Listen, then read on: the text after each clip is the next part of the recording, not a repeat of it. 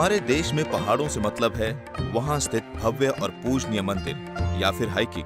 कई ऐसे लोग हैं जो पहाड़ों का अर्थ केवल पिकनिक के रूप में लेते हैं, पर आज हम आपको पहाड़ों से जुड़ी एक नई बात बताते हैं। अभी तक आपने खेती को सिर्फ समतल जमीन पर होते देखा है, लेकिन आपको ये जानकर आश्चर्य होगा कि पहाड़ों पर भी खेती होती है, जिसे पहाड़ों की खेती कहा जाता है।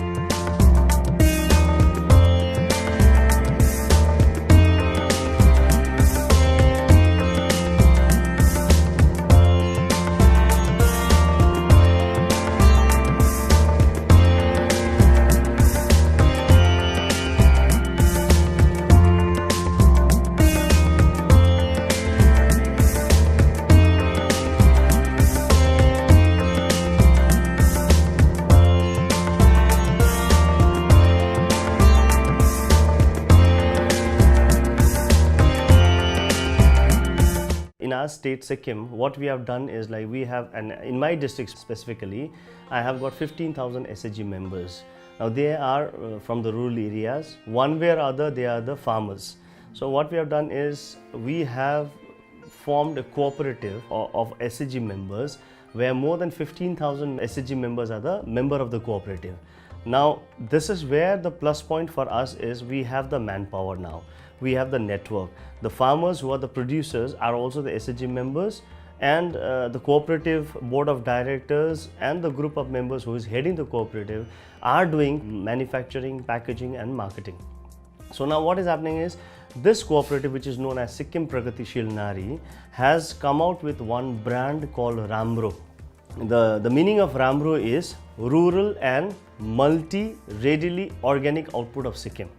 So the meaning of Ramro is beautiful, and the abbreviation is, like trying to promote this organic product of Sikkim to the outside world as well as for the domestic consumption.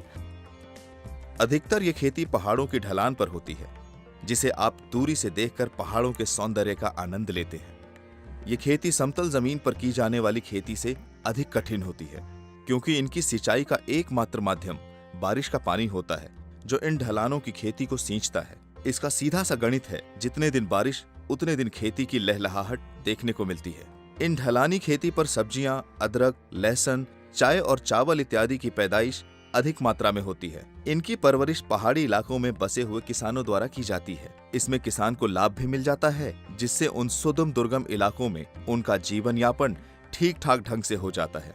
ये जो CSA का माध्यम से एक programme को हमको मिलने का मौका मिला, तब उसमें जाके जब ट्रेनिंग भी मिला 2 दिन का 3 दिन का, ऐसे करके 2-4 बार करके बहुत महीना में वो CSA का प्रोग्राम में जब मुलाकात होगा, तब मेरे को और ज़्यादा ज्ञान बढ़ गया और खेती करने का इतना इंटरेस्ट हो गया। कैसे करूं, कैसे सीड टेस्ट करना है, कैसे बेड सोइंग करना है, कितना दूरी में कैसे लगाना है, और खेती का सिस्टम कैसा होता है, जब वो खेती में कैसे रोग हो जाएगा, क्या क्या रोग होता है, ये सब सारा सीखने का मौका मिला मेरे को।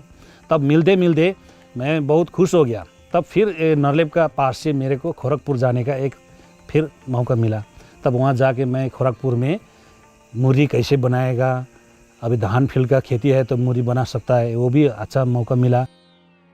नरलेप जो प्रोजेक्ट है फंडेड बाय वर्ल्ड बैंक का है, ये गवर्नमेंट ऑफ इंडिया का प्रोजेक्ट है। Centre for sustainable agriculture Hyderabad जो है, ये टेक्निकल एजेंसी है, इनका नरलेप का सपोर्ट करते हैं।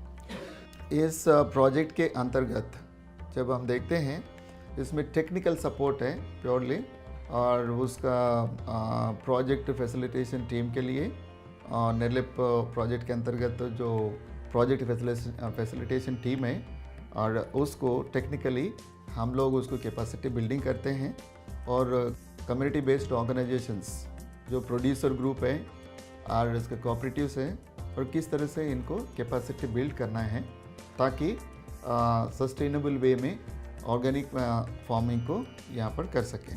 सिक्किम सरकार द्वारा 2003 में सिक्किम लेजिस्लेटिव असेंबली में एक बिल लेके इसको सारा सिक्किम को जैविक में परिवर्तन करने के लिए सरकार ने निर्णय लिया। इसके बाद सरकार और विभाग द्वारा मिलके जितना भी भारत सरकार से ये जितना केमिकल फर्टिलाइज़र हो और ये और इनऑर्गेनिक पेस्टिसाइड का जो सब्सिडी मिल रहा था, ये सब लेना बंद कर दिया। और सरकार ने ये निर्णय लेने के बाद गांव-गांव में जब जितने भी किसान भाई हो लोग खेती से जुड़ा हुआ था, वो लोग को गांव-गांव में जाके जैविक खेती के ऊपर उन लोग को अवेयरनेस देने के लिए और ट्रेनिंग दे के, वहाँ को डेमोन्स्ट्रेशन दे के वो लोग के ऊपर पूरा वो लोग को ऑर्गेनिक फार्मिंग, जैविक खेती के ऊपर वो लोग को काम करने के लिए किस तरह से करना है, किस तरीके से करने से पूरा हम लोग का जैविक होगा बोल के, इस तरह से पूरा मिल के हम लोग ने काम करने शुरू किया।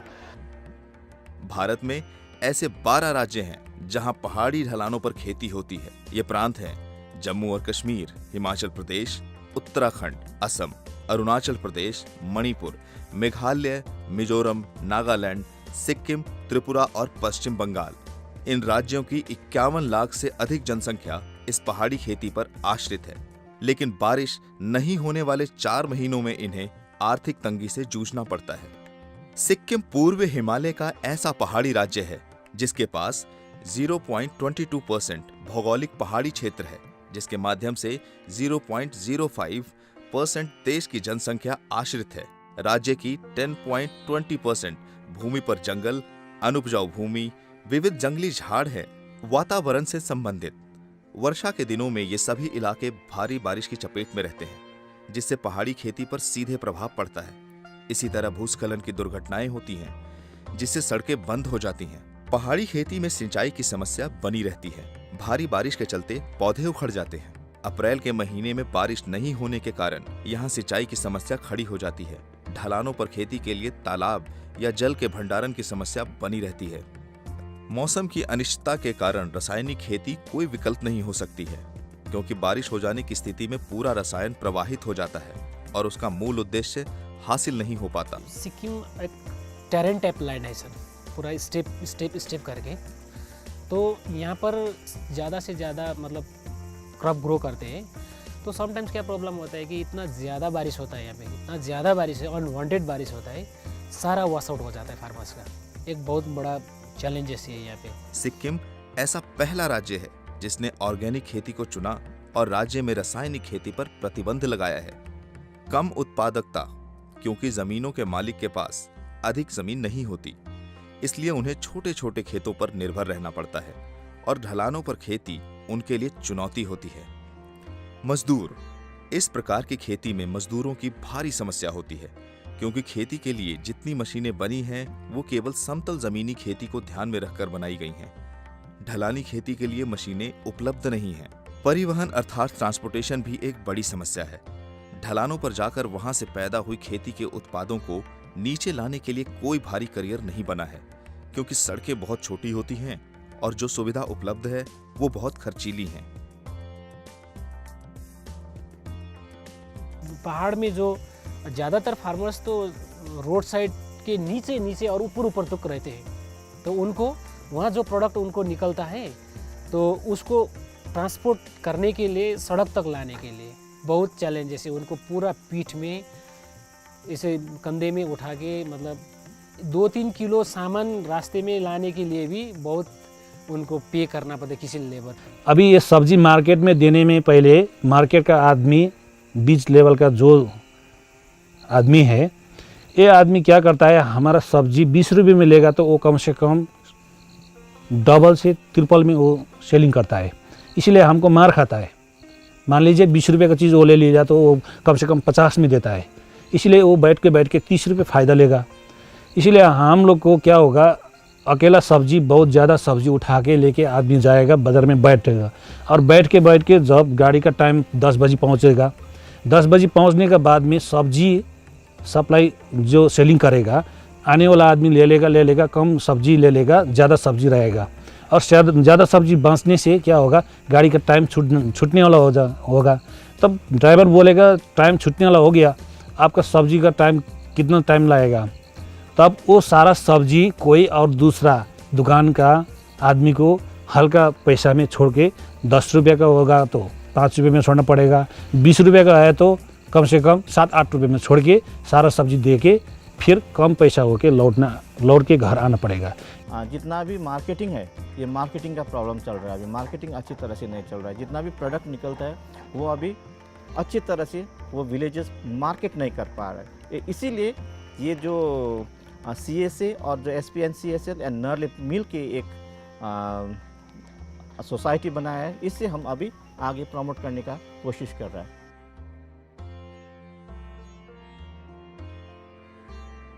इन इलाकों में सकल आयातकों के कारण जिनमें सब्जियां भी शामिल हैं, उनके मूल्यों में काफी उतार चढ़ाव रहता है।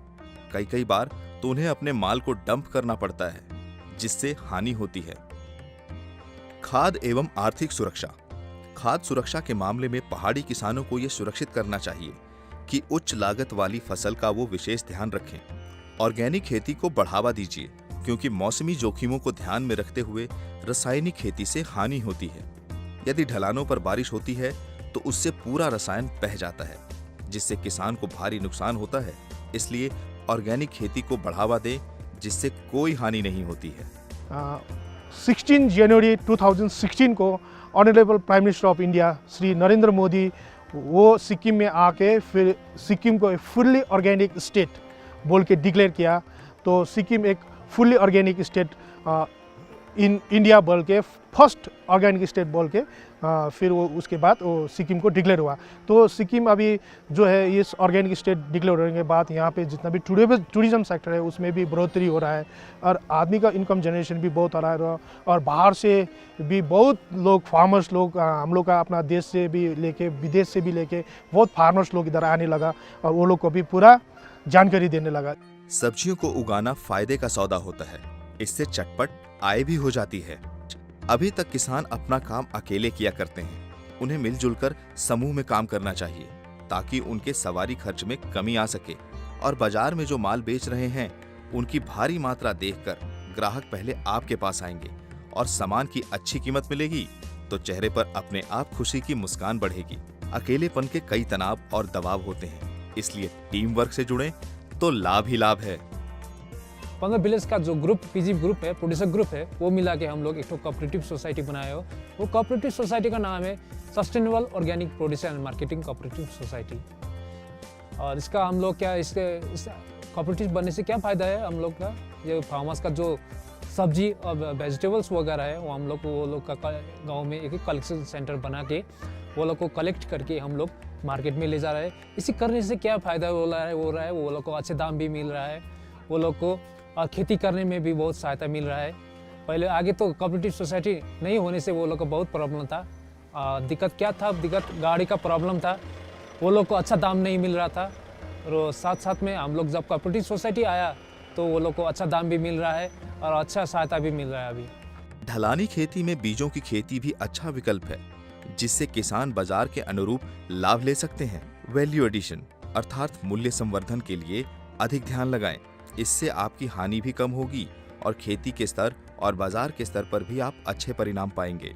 प्रतियोगी वातावरण को ध्यान में रखते हुए पहाड़ी ढलानों पर खेती करने वाले किसान समतल जमीन पर खेती करने वाले किसानों से प्रतियोगिता करने के बजाय केवल सब्जियों की खेती को बढ़ावा देंगे तो उन्हें पहाड़ी सब्जी होने और इन सबसे बढ़कर ऑर्गेनिक सब्जी की लोकप्रियता का लाभ बाजार में मिलेगा, जिसे हर ग्राहक मुस्कुराकर खरीदना चाहेगा। लेकिन पहाड़ी क्षेत्र के कई लोगों के लिए जीवन यापन का माध्यम भी है।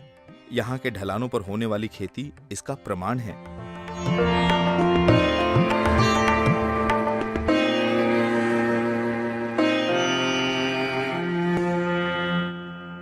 सिक्किम राज्य सबके लिए प्रेरणा स्रोत है।